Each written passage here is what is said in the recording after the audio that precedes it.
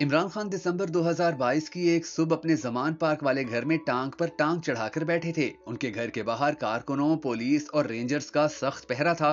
खान साहब ने पंजाब और केपी में अपनी हुकूमतें खत्म करने का ऐलान कर रखा था, मगर चौधरी परवेज इलाही हुकूमत नहीं छोड़ना चाहते थे। चौधरी साहब 15 साल बाद बड़ी मुश्किल से इक्तदार में आए थे, लिहाजा ये इसे इंजॉय करना चाहते थे। दूसरा, ये जानते थे कि हम हुकूमत की वजह से ही अपने घर में बैठे हैं। जिस दिन इक्तदार हमारे हाथ से निकल गया, उस दिन हमारे घर के सामने खड़ी पुलिस ही हमें गिरफ्तार कर लेगी। हम फिर अपने घर में रहने के काबिल नहीं रहेंगे। चनाचा ये खुद भी खान साहब को समझाने की कोशिश कर रहे थे और मुख्तलिफ लोगों को भी जमान पार्क भिजवा रहे थे, मगर दूसरी तरफ एक ही फैसला था कि हमने दोनों सूबों की असम्बलियां तोड़नी हैं। इमरान खान का ख्याल था कि पंजाब और केपी में असम्बलियां टूटने के बाद सुप्रीम कोर्ट एक्टिव हो जाएगी, chief justice Umar Ata Bandial election का हुक्म दे देंगे और यूं पूरे मुल्क में इलेक्शन हो जाएंगे। अफरा तफरी के इस दौर में पीटीआई की एक अहम और सीनियर रुकन इमरान खान को समझाने के लिए जमान पार्क पहुंचे। खान साहब ने उनकी बात के जवाब में लंबी तकरीर कर दी, लेकिन वो साहब फिर भी उन्हें बार बार समझाते रहे। उनका कहना था कि ये सीधी सादी सियासी खुदकुशी है, हमारी पूरी पार्टी जेलों और सड़कों पर रुल जाएगी। मगर खान साहब जब अपनी आय पर आ जाते हैं तो फिर ये पहाड़ से भी कूद कर रहते हैं, लिहाजा उनकी ये बहस लंबी हो गई। खान साहब ने आखिर में तंग आकर कहा कि मैं यहाँ छुप कर बैठा रहूं, घर से बाहर नहीं निकल सकता, बनी गाला नहीं जा सकता, और परवेज इलाही और महमूद खान मौजें कर रहे हैं, ये फौज को अपनी वफादारी का हलफ दे रहे हैं,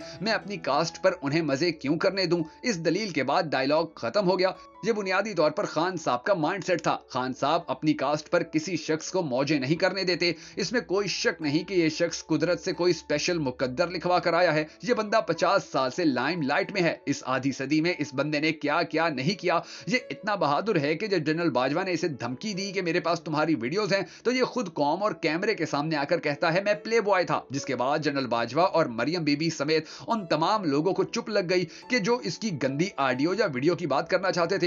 इमरान खान की खुशकिस्मती का अंदाजा आप इस बात से लगाइए कि टेरियान वाइट की उम्र इस वक्त 31 साल से ज्यादा है और ये इमरान खान के नाम का टैग गले में लटकाकर पूरी दुनिया में घूम रही है। इसकी परवरिश भी जमाइमा खान ने की और ये इमरान खान के बेटों के साथ पलकर जवान हुई। ये स्कैंडल भी 1996 से खान का पीछा कर रहा है, मगर आज तक इसका बाल तक बेका नहीं कर पाया। क्रिकेट के बाद शौकत खानम कैंसर अस्पताल, अस्पताल के बाद नमल यूनिवर्सिटी, नमल यूनिवर्सिटी के बाद पाकिस्तान तहरीक इंसाफ और फिर वजारत उज़्मा, और आखिर में सारी रियासत की ताकतें और माफिया एक साइड पर और खान बल्ला पकड़कर दूसरी साइड पर। इस शख्स का 3.5 साल की इंतहाई मुश्किल और समझ में ना आने वाली परफॉर्मेंस भी इसका कुछ नहीं बिगाड़ सकी। इमरान खान की जिंदगी का सबसे दिलचस्प पहलू जो हम आपको बताने जा रहे हैं, वो सुनने से पहले आपने कमेंट सेक्शन में ये जरूर बता देना है कि आप आने वाले वक्त में पाकिस्तान का अगला वजीर आजम किसको देखना चाहते हैं। कमेंट सेक्शन में अपने पसंदीदा लीडर का नाम लिखकर हम सबके साथ इस सर्वे में शरीक जरूर हो जाइएगा। मैं हूं शकील हैदर और आप देख रहे हैं भक्कर नेटवर्क वीडियोस। इमरान खान की मुखालफत करने वाले लोग आज भी उनके सच पर अपने सारे झूठ कुर्बान कर देते हैं। बुशरा बीबी से इद्दत में निकाह का झूठ भी उनका कुछ नहीं बिगाड़ सका। ये खान का आहनी मुकद्दर है कि जिस पर कोई तीर कोई गोली असर नहीं करती। मैं बहरहाल इसे खान की खुशकिस्मती समझता हूं, वरना तो दूसरी तरफ आप देखें कि इसकी हुकूमत खत्म होने के बाद मुल्क में क्या कुछ हो चुका और आज तक हो रहा है। दरअसल अल्लाह जब किसी कौम की मत मारता है तो फिर इसे सामने पड़ी हकीकतें भी नजर नहीं आती, और अल्लाह ने हमारी मत मार दी है। इमरान खान अपनी कीमत पर किसी शख्स को मौजे नहीं मारने देते। ये कौमी असम्बली से निकले तो इन्होंने अपने बाद अपने एमएनएस को कौमी असम्बली जाने ही नहीं दिया। इस बंदे ने अपने बाद महमूद खान और परवेज इलाही को वजीर आला नहीं रहने दिया और अपनी जेल के बाद किसी दोस्त किसी पार्टी लीडर को भी घर में नहीं बसने दिया। ये सब दर बदर हुए या जेलों में फर्शों पर सो रहे हैं। मीडिया में इनकी तस्वीर और नाम पर पाबंदी हो, ये जमीन पर सोते रहे और गौहर खान उनकी पार्टी की कयादत के मजे लूटते रहे। लोग टिकट और ओहदों के लालच में इनके इर्द गिर्द फिरते रहे। खान ऐसा भी कभी नहीं होने देगा। दूसरा ये कि जब इलेक्शन हो और पार्टी के तमाम सीनियर सियासतदान मसलन शाह महमूद कुरैशी,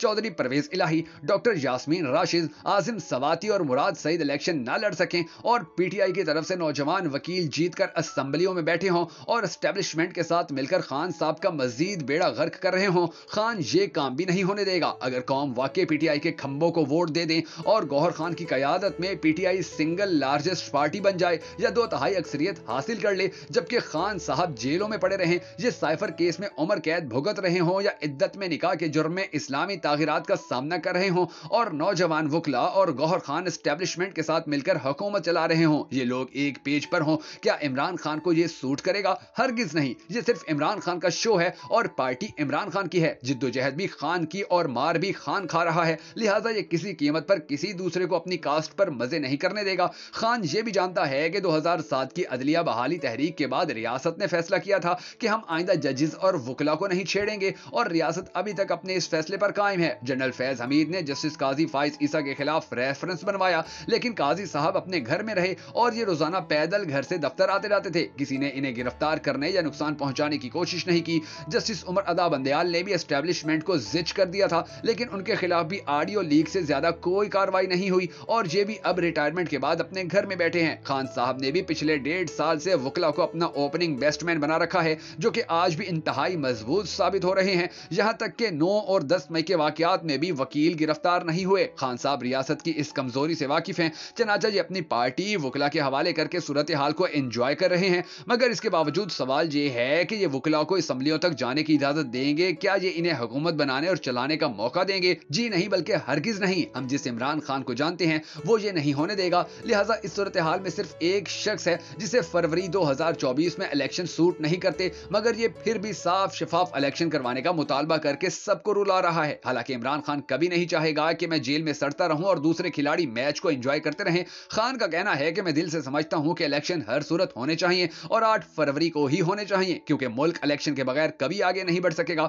ملک میں اس وقت معاشی عدم استحکام ہے، ڈالر آؤٹ آف کنٹرول ہے، اسٹاک ایکسچینج تاریخ کی نچلی ترین سطح پر ہے، سڑکوں پر بھی ہر قسم کی افراتفری ہے، باہر سے بھی سرمایہ کاری نہیں ہو رہی، IMF بھی مطمئن نہیں ہے، اور ٹیکس نیٹ میں اضافے کے امکانات بھی ختم ہو رہے ہیں، اور یہ تمام کام نگران حکومت نے کیے ہیں۔ اب اس ملک کو زیادہ دیر تک ایڈ ہاک پر نہیں چلایا جا سکتا، اور ہمیں بہرحال الیکشن کا رسک لینا ہوگا۔ اور دوسرا، سپریم کورٹ کا واضح حکم بھی آ چکا ہے، اس حکم کے بعد بھی اگر الیکشن نہیں ہوتے تو پھر سپریم کورٹ اور چیف جسٹس کی ریٹ متاثر ہوگی، اور ہم سردست یہ بھی افورڈ نہیں کر سکتے۔ چنانچہ الیکشن ضرور ہونے چاہیے اور 8 فروری ہی کو ہونے چاہیے، مگر سوال یہ ہے کیا عمران خان کے دشمن یہ ہونے دیں گے؟ میرا خیال ہے کہ PTI کے ان مشکل ترین حالات میں بھی خان کے سیاسی دشمنوں کو الیکشن سوٹ نہیں کرتے۔ ان کی خواہش ہوگی کہ الیکشن سال بھر آگے کھسک جائیں اور اس دوران وہ معجزہ ہو جائے جس کی نوید انہیں روحانی طاقتیں دے چکی ہیں کہ حکومت صرف تمہاری ہی ہوگی، تم قوم کو جا کر بتا دو کہ ساڈی گل ہو گئی ہے۔ لہٰذا اس وقت ملک کے حالات اتنے عجیب و غریب ہو چکے ہیں کہ پورے ملک کے سیاستدانوں میں سے صرف خان ہی مطمئن بیٹھا ہے، جبکہ باقی سارے ادھر ادھر ہاتھ پاؤں مار رہے ہیں۔ اب دیکھنا یہ ہے کہ 8 فروری کو جیل میں بیٹھا ہوا بندہ گیم اپنے نام کر پاتا ہے یا نہیں۔ دوستو، اگر آپ کو ہماری یہ ویڈیو پسند آئی ہو تو ہمیں سپورٹ کرنے کے لیے اسے شیئر ضرور کر دیجیے گا۔